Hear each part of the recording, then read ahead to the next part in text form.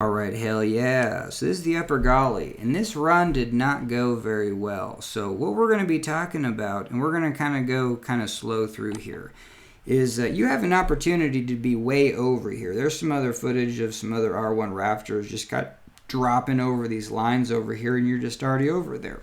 Now I wanted to just take the kind of the kayakers line, the rafters line, that be like, hey, you know what I mean, let's set our ferry angle and let's bust. And even in a big loaded raft, like you gotta muscle all the way over here. And you know, this wave, you're not even halfway there. And so that wave, we go straight, and it's game over. We go right into inertia. We take the biggest piece of it. And so we're not able to get around inertia. So let's talk about that from an R1 perspective. R1 boating is lopsided, you know what I mean? So you have other, you have things that are going on that you're pretty much not aware of, and I wasn't even aware of until making this video. So when you take a paddle stroke and then you pry when you pry this boat, the back of your boat's going to go that way. So look how much of that back of the boat goes downstream. So let's watch this. Just pay attention to the back of the boat. So from this one, and now these next one, like the back of the boat is just really going this direction. And so you're setting your angle with your pry. That's cool. But it's also taking your boat in a lateral direction, that direction.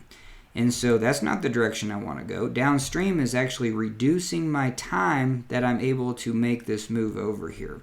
So this video is basically just saying what would be the best thing to do. And I'm sorry I don't have any other footage, and you're just going to have to mentally kind of imagine. What I want to do is have an upstream, like a 45-degree upstream angle, or even steeper, almost just kind of dropping in backwards. And then if you can imagine that, if I paddle forward or upstream, the boat's going to go that way, and when I pry, the boat's also going to go that way. So same thing here. When I paddle forward, the nose of the boat's going to go that way.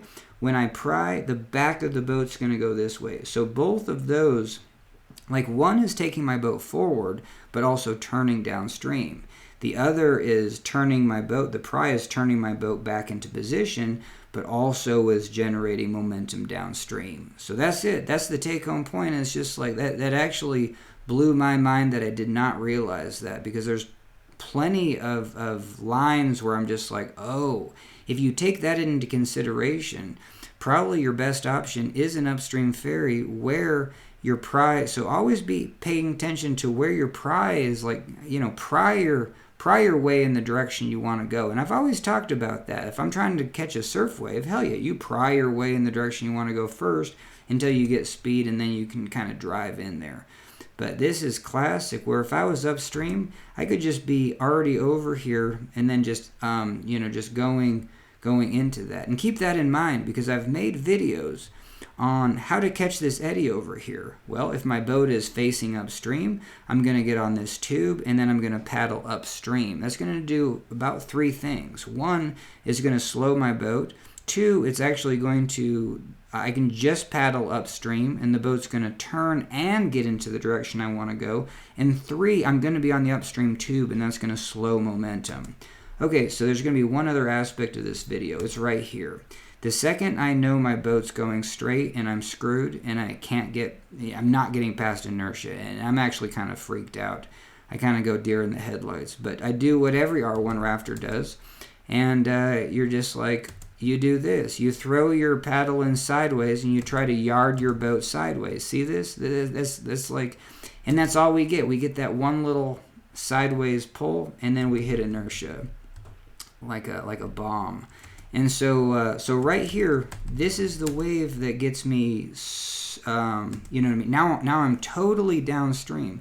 And I've made this video 3 times trying to make it shorter. So right now, if I tried to get my boat back on angle, I would do a really aggressive pry, and maybe 2 pries at the same time. Well, guess what? That's going to get this part of the boat to go that way. That's actually going to worsen the deal. There is real undercut. This is Hazardville right over here, all the way from the right side of inertia. You don't want to be on the right side of inertia, put it that way. Okay, so what option besides just going for this yarding sideways paddle stroke that we all do as R1 boaters? You know what I mean? Because I've upped my game at the wave. I've made a lot of videos on how to catch eddies. So even right here, a split second thinking, what I can do is I can jump to this side of the boat and then just use all those three dynamics we just talked about. I want my boat to go this way. This is the eddy I want to catch. I want to be on this tube facing upstream, like 2 or 3 really good forward paddle strokes. What's that going to do? One, paddling upstream is going to slow my momentum. Obviously, I'm going to turn. It's an R1 boat. It's very turny, and that's going to turn my boat perpendicular and over here. And 3, I'm going to be on that upstream tube, which always helps when you got the current going, hitting that upstream tube and going underneath. You almost get a spoiler effect where your boat creates an eddy, and that kind of stalls it out. So would I be able to do that real time? Not without practice, but I do have enough time, because once I get here, you know what I mean, I almost take like two strokes. So in the time that I realized I'm screwed, I take 1, 2 strokes.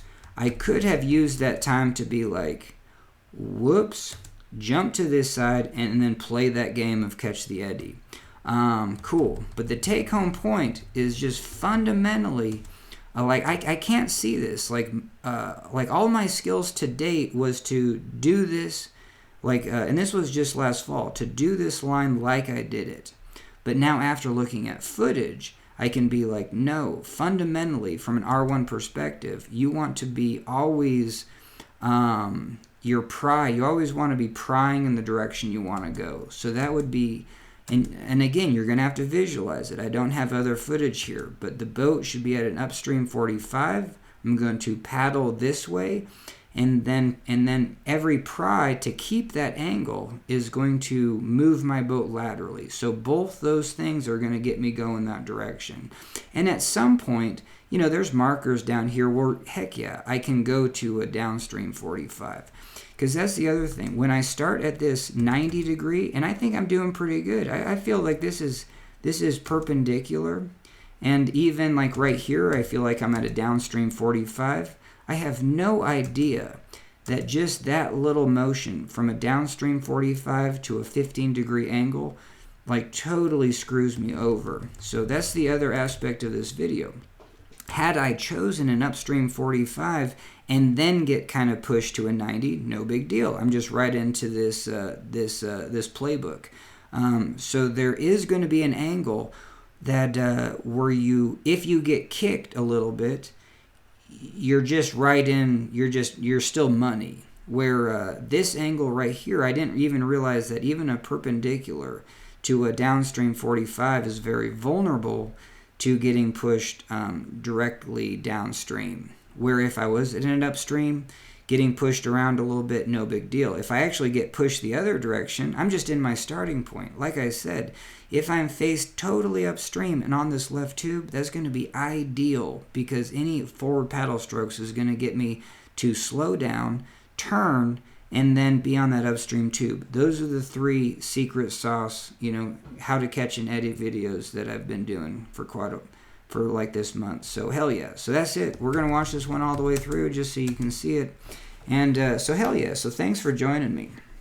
And we're gonna talk. We'll walk our way through inertia. That'll be kind of a little separate deal, because you know you should always have extra paddles, and you can always get your paddles at the bottom. So we hit inertia, and there's a lot going wrong with that. You know what I mean? Just kind of falling out of the boat. But I'm hanging on one-handed. I should be dropping my paddle and grabbing that boat with 2 hands. I would have potentially had an opportunity to just climb back in had I done that instantaneously. So just always be thinking about dropping your paddle, getting it at the bottom, because R1 rafting is different than kayaking. Kayaks just focus on their roll. R1, we don't have a roll. So and in kayak, you're always taught to hang on to your paddle. I hope I changed some minds that R1 boating, you want to ditch your paddle for your safety, to do the things you need to do to get your yourself back in the boat or into safe position, that's going to be your safest play. So anyway, so thanks for joining me on this one, and hell yeah.